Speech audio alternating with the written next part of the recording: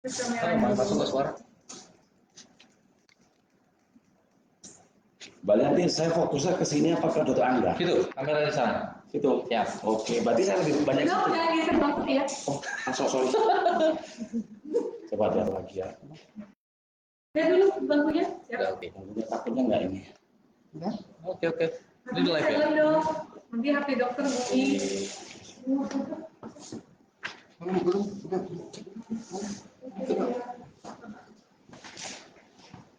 Ini bukan HP kok. Itu nggak apa-apa.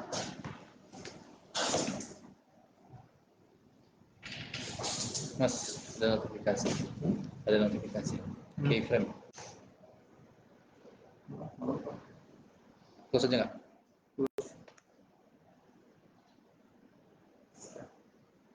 Berarti nanti saya lebih banyak kontak situ ketimbang kontak dengan sekali ya. Oh ya sekali ya. Nyambi ya.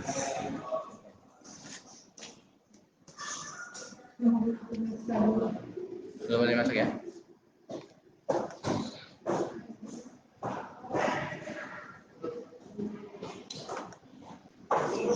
Kita modifikasi nggak kan? Saya Boleh. tambahin.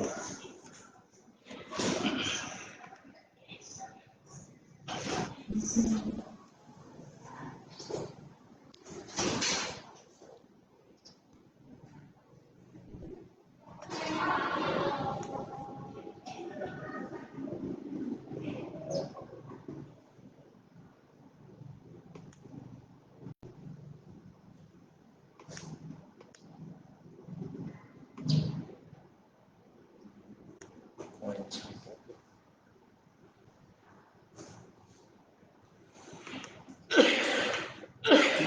Belum live kan? Belum. Sudah. Hah? Udah live. Tinggal nunggu orang masuk.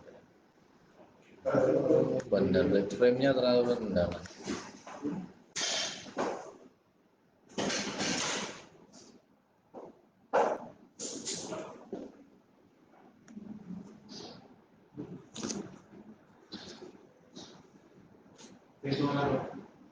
Oke.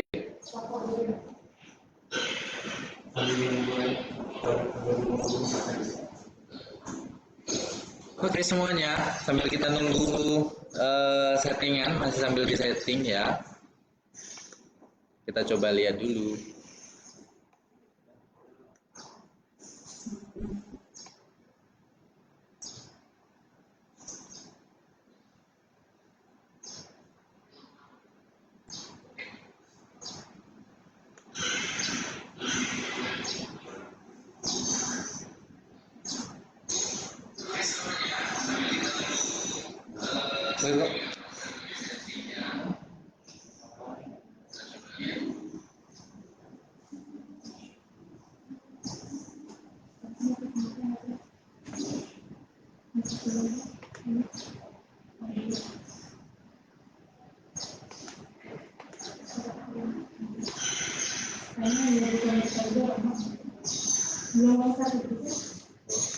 Mas, share.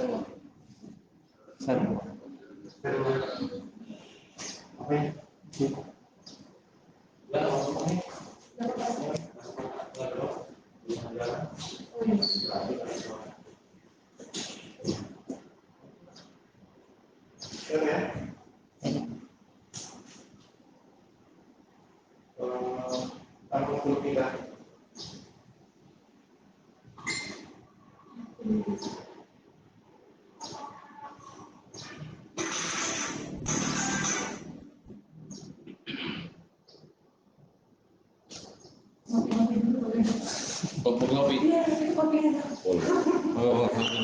Boleh.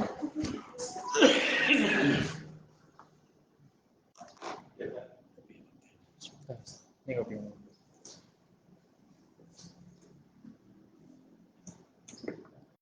Nggak main-main. Berapa ini? Bisa seminggu. Nggak disini kan. Astagfirullahaladzim. Itu yang berjalan nanti kali ya, karena dari record ya. Langsung itu bukan ada yang ikut langsung.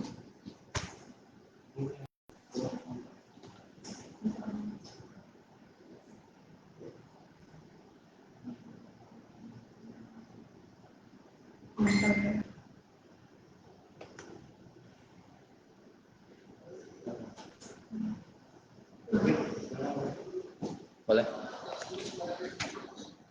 Baik, halo semuanya. Selamat datang di siaran episode ini. Di episode Obras, obrolan santai seputar kesehatan. Bersama saya Dr. Angga. Saat ini kita udah bersama dengan narasumber yang luar biasa, Dr. Edi, spesialis penyakit dalam. Selamat datang, dokter. Gimana kabarnya, dok? Alhamdulillah, sehat. Sehat, alhamdulillah. Jadi hari ini podcast kita atau siaran kita yang di episode kedua, dokter. Episode pertama sudah tentang pelayanan rumah sakit. Ini episode yang kedua. Di episode ini kita mau bahas nih, dok, tentang bagaimana cara kita dan kita menjaga diri kita dan keluarga kita dari diabetes mellitus atau kencing manis. Selamat bergabung, dokter Edi. Baik, dokter, kita langsung ngobrol sambil diskusi aja kali, dok, ya. Boleh kita dibagi informasinya ini, dok. Sebenarnya diabetes mellitus itu apa sih, dok? Ini kalau seandainya ada yang pengen tahu juga dari pemirsa yang lihat di live ini. Terima kasih atas kesempatan yang diberikan oleh Dr. Angga. Alhamdulillah pagi ini saya bisa bergabung dalam podcast Ngobras ya, ngobrolan kesehatan seputar rumah sakit. Di sini akan mengangkat topik terkait DM ya, sayangi keluarga kita dari diabetes mellitus. Apa itu diabetes mellitus itu sendiri? Diabetes mellitus adalah penyakit kronis di mana kondisi tubuh kita ada bagian tubuh yang namanya pankreas, di bagian sel beta pankreas tersebut menghasilkan insulin.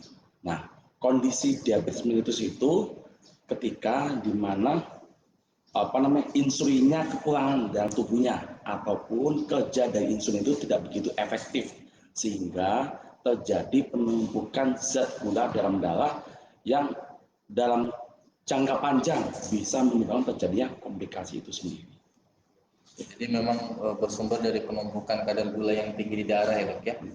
Oke. Dokter, kalau boleh tahu sebenarnya faktor resiko seseorang terkena diabetes mellitus atau kencing manis sebenarnya apa sih, dok, yang paling sering? Oke. Terkait faktor risiko diabetes mellitus, jadi Bapak Ibu sekalian, faktor risiko adalah hal-hal yang bisa menyebabkan atau sebagai pencetus kemungkinan tinggi terkena diabetes. Salah satunya adalah faktor obesitas atau kegemukan. Kegemukan dalam artian ya BMI atau indeks massa tubuhnya di atas 24 ya. Yang kedua ada gaya hidup.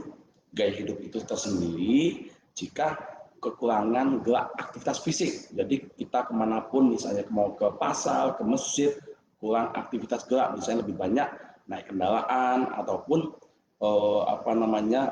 kurang beraktivitas, olahraganya kurang. Tuh. Yang ketiga juga dalam faktor konsumsi makanan berlebih. Dan makanan berlebih ini ya makanan mengandung lemak jenuh ataupun zat sering ngemil pada malam hari sambil misalnya nonton bola atau nonton berita sambil ngemil yang berlebihan tanpa kita sadari bisa menjadi faktor risiko untuk terjadinya diabetes mellitus itu sendiri atau bahasa awamnya penyakit gula. Berarti kalau melihat faktor resikonya ini umum sekali gitu ya. Maksudnya bukan sesuatu yang spesifik seperti bagaimana, dan ini bisa terjadi dengan siapa saja sebenarnya ya. Kebiasaan-kebiasaan yang pola salah atau sebagainya macam. Sebenarnya kalau dengan faktor risiko tadi, dokter, gimana sih sebenarnya kita tahu bahwa ini tanda-tandanya mengarah nih ke tanda dan gejala orang punya diabetes mellitus gitu? Gimana sih sebenarnya, dok?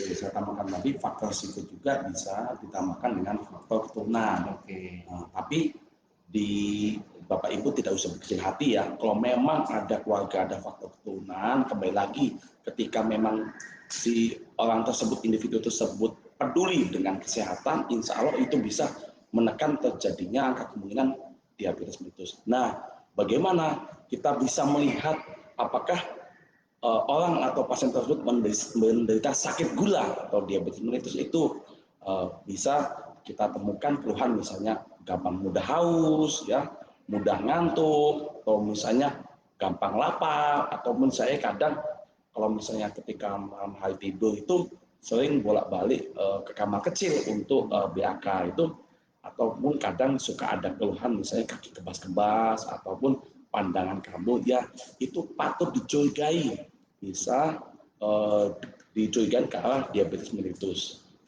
Oke, berarti kalau melihat secara tanda dan gejalanya memang sekilas ini tidak membutuhkan pemeriksaan atau gimana, Dok? Hanya butuh melihat bagaimana kebiasaan dari perubahan dari kita sendiri ya. Seperti itu. Baik, Bapak Ibu sambil jalan, jadi kalau ada yang ingin ditanyakan atau ingin berkomentar, silahkan nanti di kolom chat atau kolom komentar. Sambil kita tanyakan kepada ahlinya, Bapak Ibu ya. Dokter, ini kita lanjut lagi ke pembahasan diabetes mellitus ya. Berarti kalau melihat secara faktor risiko tadi, dari ada faktor risiko gaya hidup dan lain sebagainya, kemudian ada faktor risiko dari keturunan ya, Dok ya. Cara paling ideal sebenarnya, kalau tadi dokter udah nyinggung tentang ngemil ya, sebenarnya cara ideal kita untuk mencegah supaya kita atau keluarga kita tidak terkena diabetes mellitus saat ini atau di masa yang akan datang, sebenarnya cara paling jitu seperti apa nih? Jadi saya bisa menambahkan ya, ini hal yang simpel sekali. Prinsipnya satu, kita biasakan dengan olahraga teratur. Ya, olahraga teratur, kemampuan ibu, itu ibu bapak mampunya sekali olahraga 20 menit, 15 menit boleh, seminggu bisa 3 atau 5 kali. Tapi dalam artian itu butuh continue, terus menerus, itu satu. Yang kedua, kembali lagi, makanan ya jangan lebih ya, dalam artian kembali lagi saya singgung arti mengemil. Kebanyakan ada yang saya temuin ibu-ibu itu takut gendut kalau misalnya makan nasi, tapi permasalahannya lebih senang mengemil. Saya lebih mengemil dok supaya bobot saya nggak berlebih. Justru dia mengemil itu kalau kita hitung dengan takaran ilmu gizi kadar kalorinya sangat tinggi sekali dan itu bisa menyebabkan diabetes.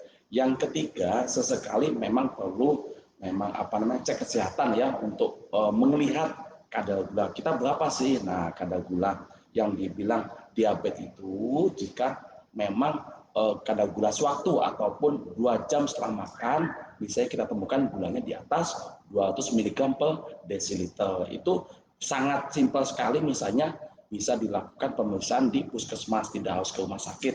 Itu untuk melihat atau kita agak lampu kuning ya untuk kondisi-kondisi melihat secara awal atau dini gejala ke arah diabetes mellitus. Berarti dengan pemeriksaan rutin kemudian waspada atau peduli atau kita ada sistem peringatan lah ya ketika ada tanda-tanda, kemudian memperbaiki pola makan tadi dok ya, makan secukupnya lah mungkin bahasanya adalah ya, tidak terlalu banyak yang dimakan dan lain sebagainya. Ditambah dengan pengecekan rutin. Kalau pengecekan rutin ini dokter ini bisa dilakukan di fasilitas kesehatan tingkat pertama berarti dokter ya. Karena secara standar tadi 200 mg per desiliter untuk pengecekan kadar gula sewaktunya atau gula darah yang diperiksa tanpa persiapan. Baik dokter, kalau seandainya nih dok, seandainya ada salah satu dari keluarga kita mungkin ya yang menderita diabetes mellitus, tentu membutuhkan secara pengobatan, secara support dari dukungan keluarga yang besar. Nah, kita sebagai anggota keluarga, apa sebetulnya yang paling kita butuhkan? Maksudnya kita bisa persiapkan untuk keluarga kita supaya bisa sama-sama menghadapi kasus diabetes mellitus dalam keluarga ini secara lebih baik. Jadi misalnya di keluarga bapak ibu sekalian ada anggota keluarga yang terkena diabetes mellitus. Satu, yang pertama adalah pastikan dulu anggota keluarga bapak itu punya kartu BPJS. Karena sekarang era BPJS bapak ibu, kembali lagi ini kan penyakit diabetes adalah penyakit kronis yang memang harus berobat kontinu terus menerus. Yang kedua, harus butuh support dari keluarga, dukungan keluarga. Kenapa? Diabetes ini bisa dikendalikan dalam artian supaya pasien itu atau keluarga kita selalu diingatkan untuk berobat secara teratur. Berobat secara teratur di vaskes, bisa di puskesmas ataupun di rumah sakit. Berobat itu kan prinsipnya tidak untuk menyembuhkan tapi mengendalikan. Kenapa? Karena tahun-tahun terakhir ini era sudah dalam kemajuan zaman sekarang ini, angka kejadian penyakit yang diakibat efek dari diabetes itu sangat tinggi sekali. Contohnya penyakit jantung, penyakit gagal ginjal, penyakit stroke ataupun lumpuh sebelah itu sangat tinggi sekali.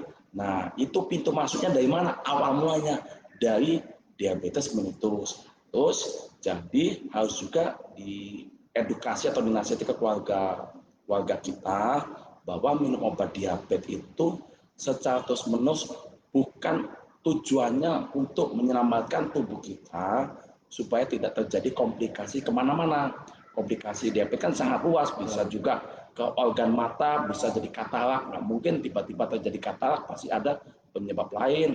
Misalnya tiba-tiba misalnya luka yang nggak sembuh-sembuh, apa sih penyebabnya? Ya dari diabetes mellitus. Makanya berobat secara teratur itu tujuannya untuk melindungi organ bagian tubuh kita supaya nggak terjadi kerusakan yang secara meluas. Karena memang di masyarakat secara luas ini kita sering ditemuin kalau misalnya minum obat terus menerus nanti efeknya kerusakan ginjal. Nah, kita harus meluruskan hal tersebut Bapak Ibu di masyarakat atau di keluarga kita.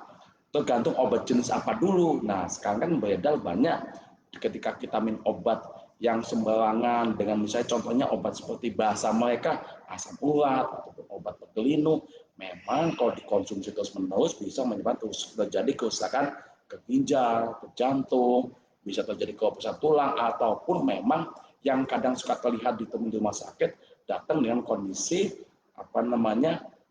luka lambung datang GAB-nya hitam. Nah, kalau misalnya untuk kasus diabetes mellitus memang harus dinasihatin keluarganya minumlah obat secara teratur. Jika memang saya juga menghimbau tenaga-tenaga kesehatan di puskesmas jika memang gula darah pasien yang tangani sudah tidak bisa terkendali dengan obat-obatan puskes, monggo bisa dirujuk ke vaskes yang lebih lanjutan yaitu rumah sakit supaya pengobatan total laksana pasiennya lebih efektif gitu. Karena kembali lagi kita berhitung waktu gitu, karena memang sekarang sangat tinggi angka kejadian komplikasi dari diabetes mellitus itu sendiri. Jadi tidak usah berkecil hati untuk Bapak Ibu atau keluarga yang sudah terkena diabetes mellitus gitu. Oke, memang karena kalau melihat secara komplikasi dan lain sebagainya, diabetes mellitus ini bisa kemana saja ya dokter ya, secara tanda dan gejala komplikasinya.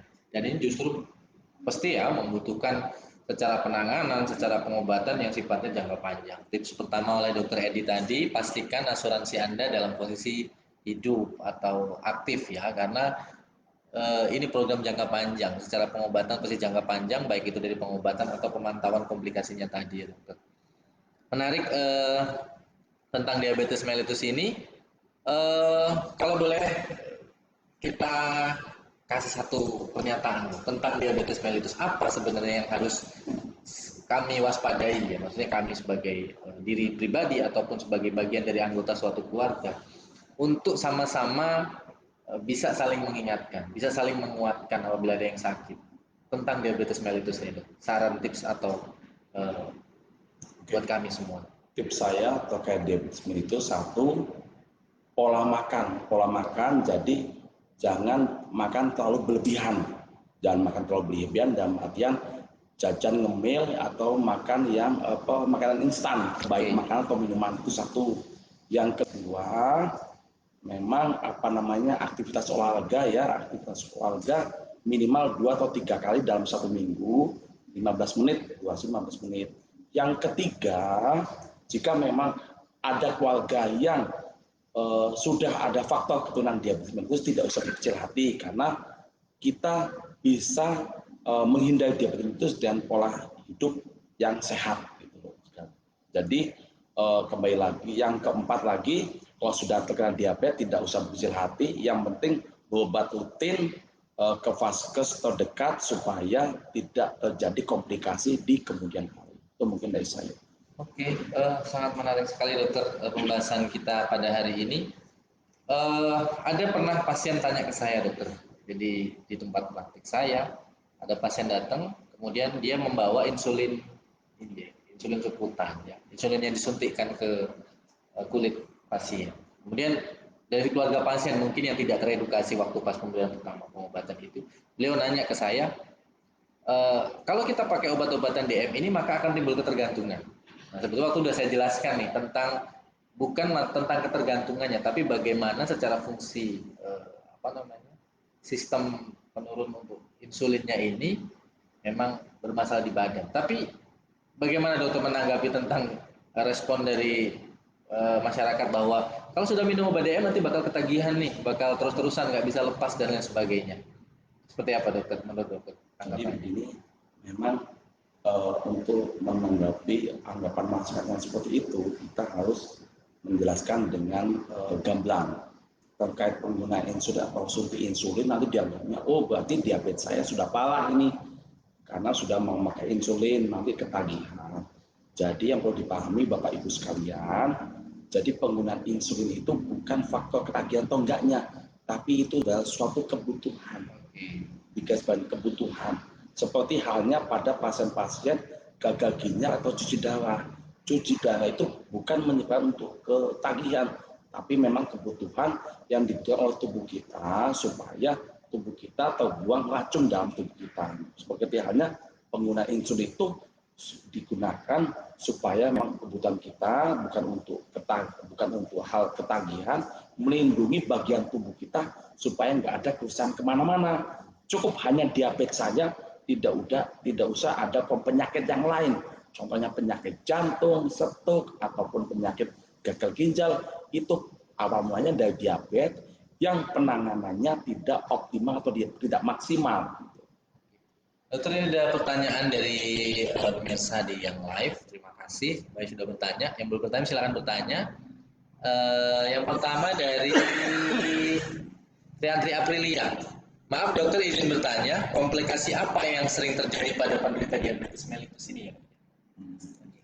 Jadi komplikasi yang paling banyak terjadi di diabetes memang itu tergantung dari lamanya, ya. Yang memang yang dalam waktu singkat terlihat komplikasi terlihat yaitu misalnya kaki kesemutan, kadang pandangan mata kabur. Itu komplikasi yang awal yang jarak dekat yang bisa kita waspadain gitu. Tapi kalau udah ngomong yang paling mungkin terjadi, semua itu bisa terjadi karena apalagi kalau udah jangka panjang udah lebih dari 5 tahun, bisa yaitu saya bilang bisa keserangan jantung, bisa ke stroke, bisa bisa ke gagal ginjal, ataupun buat pasangan suami istri juga bisa terjadi kondisi impotensi, karena itu sangat mengganggu dalam hubungan suami istri, itu sangat itu. Bisa juga ke katarak pada usia lanjut yang memang harus ditangani dengan dokter spesialis mata untuk meningkatkan kualitas hidup dia. Dan tadinya pandangan kabur, dengan operasi harapannya bisa meningkatkan kualitas hidup dia, pandangannya lebih nyaman. Tapi kembali lagi, tidak berhenti sampai di situ, pengobatan diabetes harus terus menerus untuk melindungi si organ tubuh pasien tersebut. Jadi prinsipnya karena pembuluh darah yang membawa aliran menyalurkan darah ke semua badan kita itu dalam kondisi kadar gula yang tinggi dan mempunyai sifat racun ya dok ya. Jadi sebenarnya kemana aja darah itu mengalir sudah ada sifat racun yang bisa meracuni organ-organ kita. Organ yang tadi disebutkan sudah oleh Dr. Edi. Kemana organnya dia masuk, di situ dia buat racun dan di situ dia buat gejala. Gejalanya akan tergantung dari organ yang bersangkutan. Gitu. Dokter, ada yang tanya lagi nih dari Indah Wulandari ya. Maaf dok, izin bertanya, apakah orang yang sudah terkena diabetes mellitus masih boleh makan nasi putih? Nah ini pertanyaan sering nih dok. Masih boleh makan nasi putih nggak sih? Atau harus diganti dengan sumber karbo yang lain? Dan adakah kemungkinan bisa sembuh total sehingga tidak perlu lagi mengkonsumsi obat penurun kadar gula lagi? Ya, karbo ini, pengganti karbo kan banyak dok ya. Kalau di mesuji ini ada yang tiwul, kita lihat juga ada porang, di situ bisa dipakai dan lain sebagainya. Gimana nih dok? Kalau saya beranggapan seperti ini Bapak Ibu. Jadi prinsipnya kembali lagi ketika ada pengganti karbonasi itu ya, ketika memang ada pasien suka ada campuran penyakit lambung ya, gastritis atau dispepsia kan, TIFO juga bisa bikin senep ya. Pada prinsipnya gini, makan nasi seperti biasa itu satu, yang kedua stop mengemil, Dengan makan nasi seperti biasa, yang penting obat-obatan jangan putus, disiplin itu berarti kontrol ke dokter yang menangani penyakit diabetesnya, jadi imbang, diabetesnya terkendali dengan obat-obatan, lambungnya juga tetap aman dengan pola konsumsi makan nasi. Nah, selalu saya bilang, dok, kadang ada pemahaman kalau misalnya diabetes makan malam tidak boleh loh. Makan malam boleh dengan catatan jika ada keluhan lambungnya menyelam, misalnya perutnya perih, kadang dodek lemes, kadang gemetar, kadang pusing kepala, makan nasi biasa. Tapi digarisbawahin, ketika tidak ada keluhan seperti itu, ya nggak boleh makan nasi pada malam hari, karena pada malam hari itu organ-organ tubuh itu memang udah secara fisiologis, secara normalnya itu memang istirahat, tidak untuk dikasih beban untuk makan makanan yang berlebih. Oke, jadi memang masih boleh tapi dengan pembatasan. Daripada diganti tapi terus jadi nanti malah kemana-mana ya. Sudah makan, tidak makan nasi betul sih, tapi makan nasi tiwul, kemudian makan jajannya dikencengin, di situ ada kerupuk, ya yang karbo juga, kemudian itu mungkin ada yang pakai lauk mie dan lain sebagainya, dan itu ternyata sumber karbohidrat yang harus dibatasi dengan pemberian waktu makan karbonya itu yang lebih diatur lagi waktunya itu. Baik, nanti siaran ini kami record, kemudian bisa Bapak Ibu sekalian nanti saksikan kembali di Facebook Rumah Sakit RSUD RBC tentang pembahasan kita. Baik dokter, menarik sekali diskusi kita tentang diabetes mellitus. Kalau kita flashback ya dokter ya, diabetes mellitus ini makin ke sini, angka kejadiannya kan lumayan makin tinggi. Dan makin ke sini juga, kita lihat secara tren dan lain sebagainya ini lebih mengarah ke arah usia yang lebih muda. Seperti itu. Pola-pola kebiasaan dan lain sebagainya ya. Tentang bagaimana anak-anak yang usia muda lebih gemar makan, kemudian nongkrong-nongkrong sambil minum yang manis, bahkan sampai ada anak usia yang masih kecil pun sudah sering minum kemasan. Sebenarnya kalau kita lihat dokter, tadi kita flashback lagi, kita resume dan dokter sebutkan bahwa ada dua jenis diabetes mellitus dok ya, tipe 1 dan tipe 2, ada yang didapat karena di usia sudah lanjut, kemudian ada yang didapat di usia muda. Tentu faktor ini sangat bergantung terhadap faktor resiko seseorang, apakah pola hidupnya yang kurang tepat, pola aktivitas yang kurang, seperti olahraga dan lain sebagainya, kemudian bagaimana cara dia menghadapi tekanan atau stres itu, responnya seperti apa, dan ini berkaitan dengan apakah dia memiliki garis keturunan atau tidak ya dok ya. Orang yang memiliki keturunan dari keturunan yang diabetes mellitus lebih berisiko untuk terkena diabetes mellitus. Tapi poin paling pentingnya adalah nggak usah takut, tidak perlu takut ataupun khawatir. Kalaupun memang ada yang belum benar dari pola kehidupan kita, kemudian ada yang belum pas dengan bagaimana keseharian kita segala macam, segera lakukan perubahan, aktivitas fisik gitu dok ya. Aktivitas fisik 30 menit satu hari, minimal 5 kali dalam seminggu, silahkan. Untuk mengeluarkan atau membakar apa yang sudah kita konsumsi, karena tumpukan yang kita makan itu juga bisa jadi masalah. Kemudian bagi anggota keluarga yang sudah menderita diabetes mellitus, memang lebih disarankan untuk bisa mendapatkan dukungan yang penuh dari keluarga, terutama untuk pendamping minum obat atau PMO-nya, supaya lebih teratur minum obatnya, kemudian lebih teratur kontrol kadar gula, kontrol dan sebagainya. Dan yang poin paling penting adalah melaporkan apabila terjadi komplikasi tadi, karena seperti dijelaskan oleh Dr. Edi, komplikasinya bisa terjadi di seluruh badan, tergantung dari mana darah itu yang mengandung racun atau kadar gula yang tinggi tadi, ini bisa merusak organ apa, seperti itu. Jadi itu membutuhkan kerjasama yang kuat, kerjasama yang sinergis, bareng-bareng antara keluarga. Sangat menarik dokter, inspiratif sekali hari ini. Semoga banyak ilmu yang bisa kita aplikasikan di diri kita ataupun di keluarga kita. Terima kasih juga pemirsa semua yang sudah join di live kita ataupun nanti yang menilai, yang melakukan nonton kembali di siaran podcast kita yang kedua. Selalu kami tunggu komentar ataupun saran masukan tentang sebaiknya apa nih tema yang ketiga, seperti itu. Kita ada beberapa dokter spesialis dan itu boleh. Mungkin sebelum kita tutup dokter, ada satu pertanyaan nih kalau udah kadung masuk ya dari Bu Indah. Di pertanyaan yang kedua, izin bertanya dokter, sebaiknya menggunakan obat anti diabetes oral lebih efektif diminum sebelum atau sudah makan ya dok ya? Ada beberapa jenis golongan obat ya. ada beberapa jenis golongan obat diabetes mellitus yang oral. Sebelum atau sesudah makan? Jadi sebaiknya sebelum makan. Oke. Sebelum makan ya Bu Indah ya. Sebelum makannya ini ada waktu tertentu nggak sih dok? Boleh 15 menit sebelum makan, nanti setelah itu baru disambi dengan makan. Oke, jadi 15 menit sebelum makan Bu Indah ya. Pastikan kondisi fisiknya bisa dikawal, bisa diamati dengan baik bagi keluarga kita yang menderita diabetes mellitus. Terima kasih Dr. Edi sudah bergabung di siaran kita hari ini. Terima kasih Anda atas waktunya. Oke, semoga informasi ini bermanfaat bagi pendengar semua dan tunggu kami di episode berikutnya untuk podcast-podcast menarik atau siaran live kami Obras berikutnya dengan tema-tema yang lebih menarik dengan narasumber-narasumber yang sama kece-nya seperti Dr. Edi. Kami tunggu juga respon, komentar ataupun saran masukan dari Bapak Ibu pemirsa. Apabila ada yang ingin ditanyakan atau disampaikan, silahkan chat.